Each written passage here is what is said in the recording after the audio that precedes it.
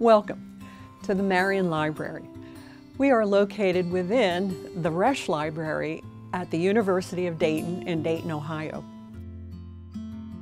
You are about to hear the story of our Provencal Village. We call this monumental nativity set our Provencal Village because at the end of the story, all of its inhabitants, from mayor to gypsy woman, will gather around baby Jesus in the manger.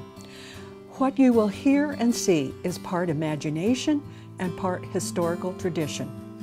Michael Foley's narrative is based on the imagination and the skills of the builders of the village scenes in front of you. However, the story of the builders of the village goes deeper and has more ancient roots. The Provencal Nativity is part of a big theatrical tradition which begins in the medieval mystery plays.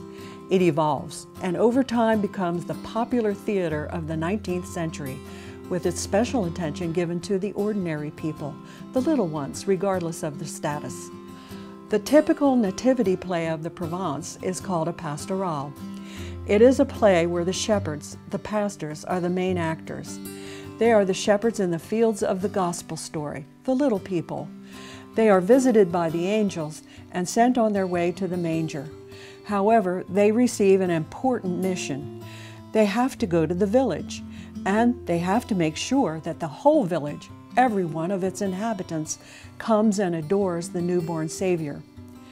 The most famous of these pastorals was written by Antoine Morel and played for the first time in 1844 by the Catholic Workers' Society of Marseille, France. The play has 4 acts. It begins with the announcement of the herald angel to the shepherds and ends in Act 4 with the adoration of the newborn king by the whole village. Acts 2 and 3 describe the long and tortuous road from the village to the manger. Evoking laughter and tears, the bends and twists on this road are marked by the colorful characters and stories of shepherds and village people. The blind man has lost his son. The miller's only family is his donkey. The pistachier has sold his soul to the devil. The glacier caresses the bottle. The stutterer flees and hides from people. Margarito desperately seeks the elixir of eternal youth. Great tragedies and little sins meet. Comedy and tragedy are never far from each other, but in the end, there is reconciliation and healing. Slapstick and cruel humor are left behind. Joy and peace reign. In Provence, there are many and different pastorals, each one with numerous characters, sometimes as many as 146.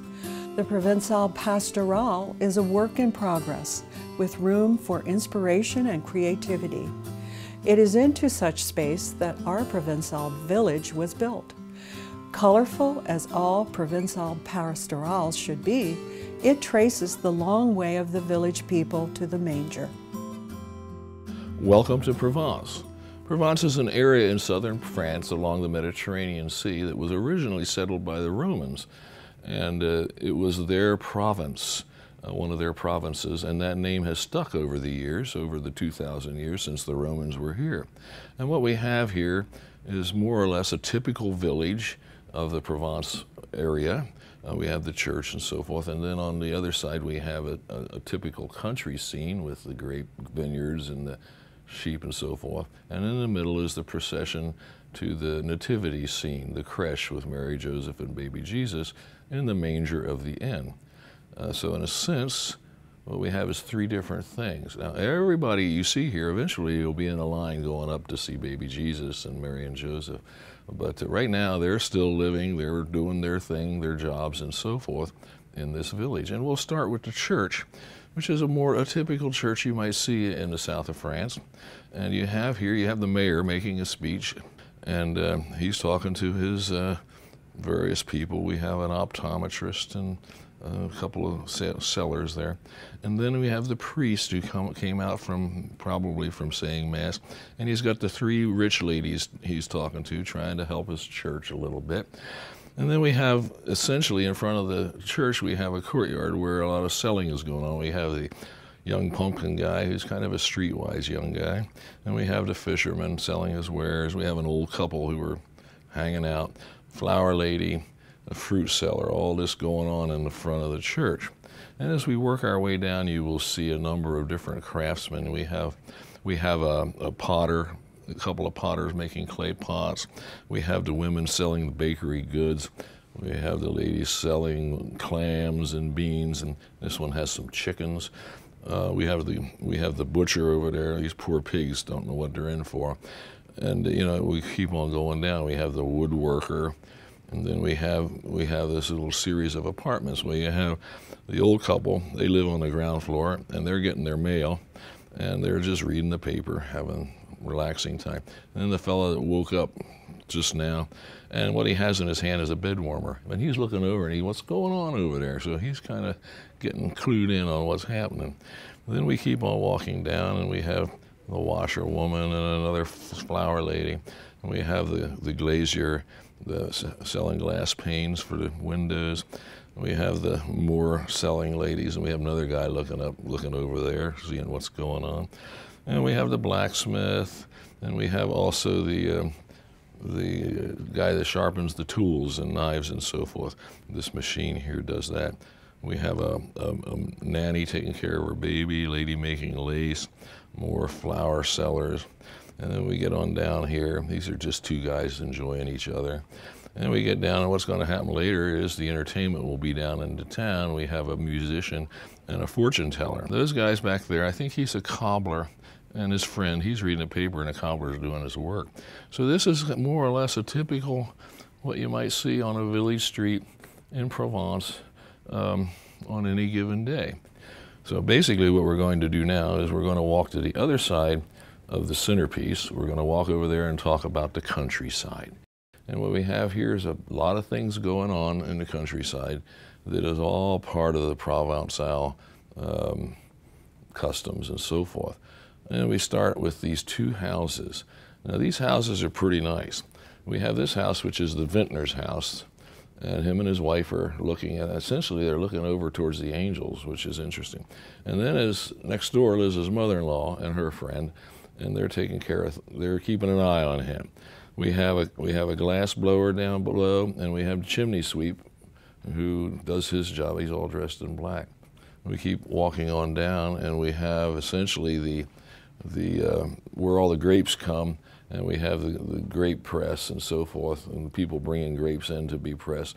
This guy's taking bottles of grape juice over to the winery, essentially, which is in this area.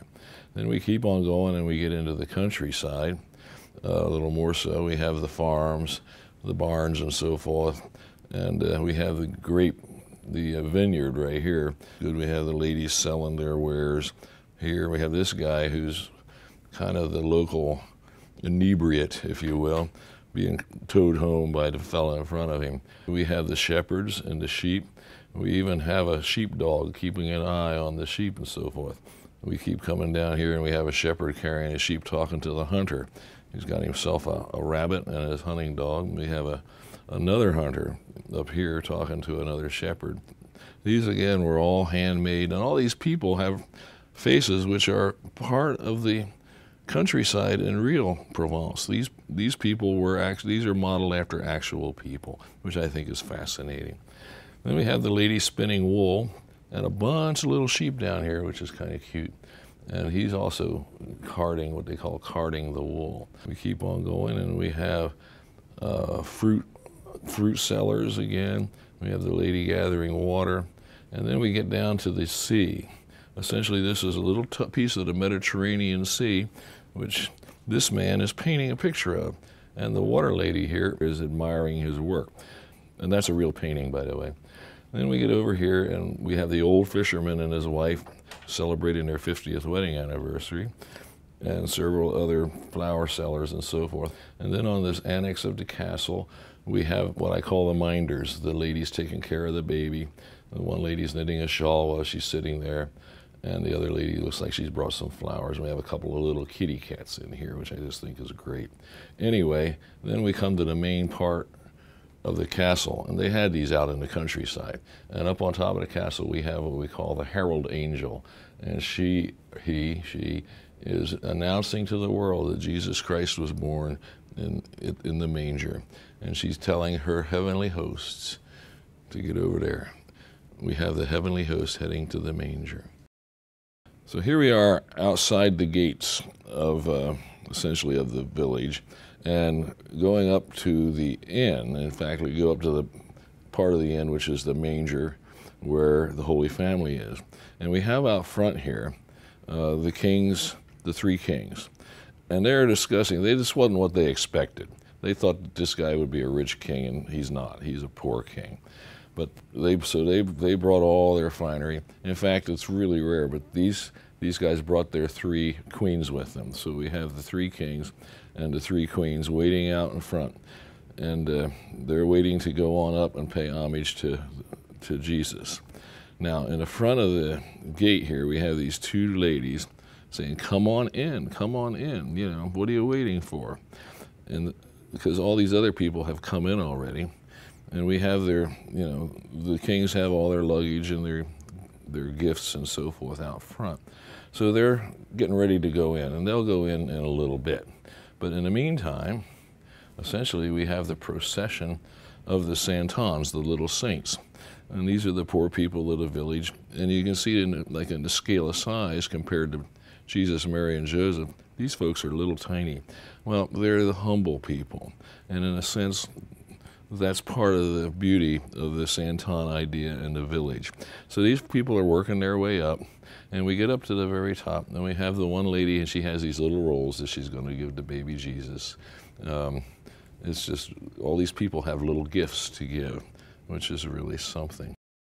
Well, in spite of the beauty that's going on in the stable part of the inn, which is the Holy Family, the inn has to keep running. So you have these people who are supplying the inn with the various foods and so forth that are be used in there. We have the baker and the beans and the fruit and so forth, and the laundry guy, and this makes the inn keep on running. And we have the two guys here greeting people. This is the entrance to the inn, and they're greeting people. The inn is full, of course, but they're still greeting the guests and so forth. Then we kind of come into this back portion, and the back portion is like, there's like a little line here. These little plants are called devil's claws, and these poor people are back here, and they're kind of lost. But we also have, these guys don't care. They're at the back side of the inn where the little dining room is, the little pergola, and they're playing cards and drinking their absinthe, and just, they don't know what's going on. But they're okay. They'll get it sooner or later.